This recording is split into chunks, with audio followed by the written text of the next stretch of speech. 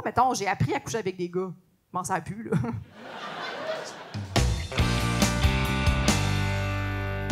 Je sais pas si vous avez vécu aussi cet étrange moment-là de votre vie, Zoufès, mais il y a un matin précis où tu te réveilles et tu as exactement les mêmes défauts que tes parents. Et moi, quand j'étais jeune, j'étais vraiment stressée là, d'être germaine comme ma mère, mais finalement, tellement lesbienne comme mon père. Là. Et je suis lesbienne pour vrai, mon père, il est gay, OK? Et il me l'a transmis, comme c'était une esti de recette de lasagne. Et lui, il a toujours su qu'il était gay, même adolescent. C'est juste que c'était dans les années 70-80, c'était pas accepté comme aujourd'hui. Ce qui était accepté dans ce temps-là, c'était plus genre boire au volant. Fait que lui, il s'est dit, check, je vais me marier avec une femme, m'avoir des enfants, je vais oublier que je suis gay, OK? Un matin, il s'en est souvenu. Il l'a annoncé à ma mère, un lourd brunch. Tu sais, le fameux veux-tu des œufs, des crêpes, je suis gay. Bon. Évidemment, ma mère était comme, voyons, ça sort d'où? Ça fait 14 ans qu'on est mariés, on a 4 enfants. Je veux dire, tu l'as essayé, tu m'as-tu trompé tout le long? Là, mon père était comme, non, inquiète pas, j'ai pas essayé, j'ai pas besoin, je le sais en dedans. Et ma mère était comme, ben, moi, je pense que tu l'essayes. Tu sais, d'un coup, c'est comme un divan. Ça a tout le temps l'air bien beau puis confortable de loin, mais finalement, tu t'assois puis il y a une barre qui te gosse. Fait qu'elle était comme, check, essaye-le, puis si jamais c'est pas ça, on reprend notre vie. Okay? Fait que mon père est parti pendant 1 semaine à Cancun. Quand il est revenu, il était très gay, là. Il a aimé ça, le divan, il est parti avec. OK? Ouais.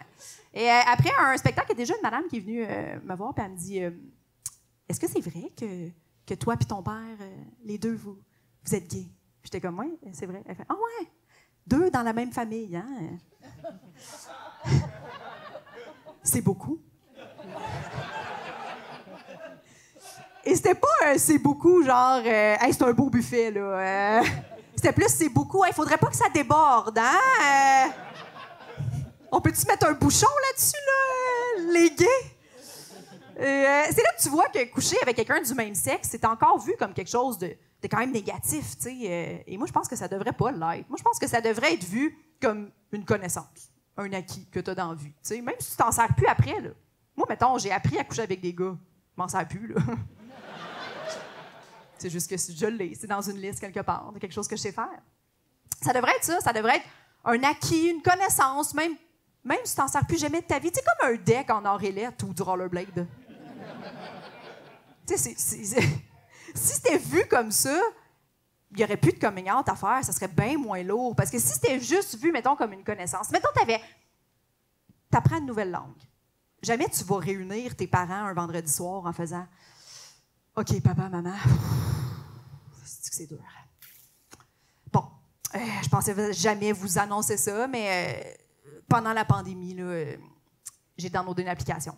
Puis là, au début, c'était juste par curiosité, mais finalement, je me suis mis à passer beaucoup, beaucoup de temps là-dessus. Là. C'est devenu une obsession, puis j'étais vraiment rendue toujours sur cette application-là, puis ça devenait vraiment...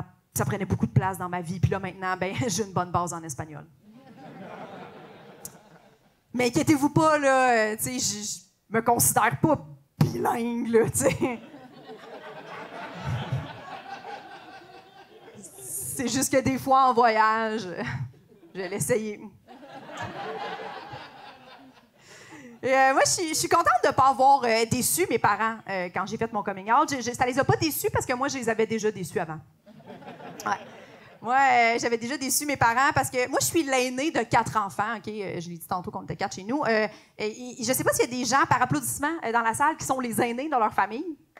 Yes. Yes. Souvent, les parents mettent beaucoup, beaucoup de pression sur l'aîné pour qu'il réussisse dans la vie parce que l'aîné, c'est... Une famille, c'est un peu comme un train. Hein? Tu veux pas que ça déraille au premier wagon. OK? Et moi, j'étais très, très bonne à l'école et toute ma vie, j'ai voulu devenir architecte. Depuis le primaire, moi, j'étais obsédée par ça. Je faisais des dessins très flous. Là, tous mes dessins, c'était toujours des maisons, des plans de maisons qui n'existent pas, avec des piscines intérieures. Je demandais à ma mère d'accrocher ça sur le frigidaire. C'était très lourd. Là. Et j'étais vraiment bonne à l'école. Et moi, en secondaire 5, j'avais mes maths 536. Mes cours optionnels, c'était dessin technique et physique. Okay? Moi, c'était la première fois que j'étais dans une classe, que je regardais tout le monde. J'étais comme, wow, on a un très, très haut potentiel d'être seul au bal. Et c'est ça qui est arrivé. Okay? Je ne sais pas si vous avez remarqué, mais les gens là, très, très bons à l'école, souvent dégueulasses au secondaire. dégueulasse. Les gens qui sont les plus beaux là, en secondaire 5, là, c'est tous des gens au DEP. Ah, moi, les gens magnifiques dans ma cohorte de secondaire 5, c'est tous des gens au DEP. Savez-vous pourquoi? Aucune pression parentale. Dans 1 an et demi, ils gagnent leur vie. Leur frais de scolarité coûte 700$, cartable inclus. Ils sont arrivés au bal dans une limousine que leurs parents ont payée, dans laquelle il y avait de la coke puis des putes. Les gens en sciences et mathématiques, nos parents viennent nous porter au bal dans un silence complet. Ils nous laissent en avant et avant de débarquer de la voiture, ils mettent une main sur notre cuisse puis ils font « Oublie pas que tous les choix que tu fais dans la vie ont des conséquences. » Vous voulez savoir sont où les gens au bal en sciences et mathématiques? Dans le fond de la salle, en groupe, on fait de l'asthme. C'est ça qui arrive. Et vu que j'étais très bonne à l'école, mon père a comme arrêté de superviser ma demande. Il a comme pris ça très lousse. Et à un moment donné, un soir, casual au souper, il fait « Ah, Jess, c'est vrai, j'ai oublié de te demander. Où t'as décidé d'envoyer ta demande au cégep? » Et là, j'ai fait « Ah, non. »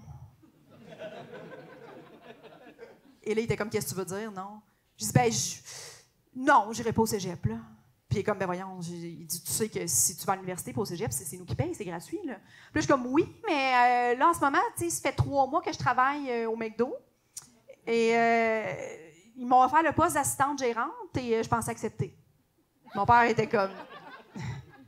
Il fait « OK, on dirait que je viens de t'offrir un voyage en Europe, toutes dépenses payées, puis toi, tu me demandes 20$ pour aller au thé à la place, là. »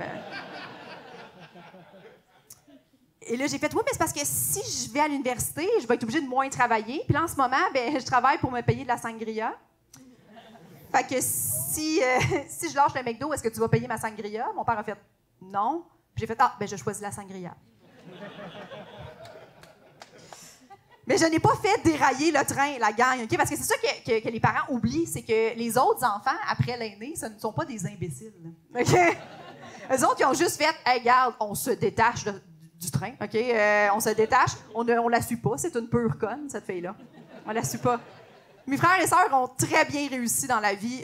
J'ai un frère qui est entrepreneur, un autre frère qui est fonctionnaire et ma sœur, la conne. Elle a une maîtrise en ergothérapie. Elle était aussi acceptée en médecine.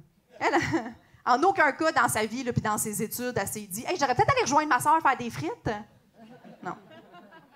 Elle n'avait pas le temps parce que de toute façon, elle était très occupée par ses études. Puis dans ses temps libres, tout ce qu'elle faisait, c'est aller dans ma chambre, voler mes maillots de bain puis les agrandir avec ses estis de gros totons. Merci beaucoup, Doufesse. Passez bien fête soirée. Ha ha ha, Loft.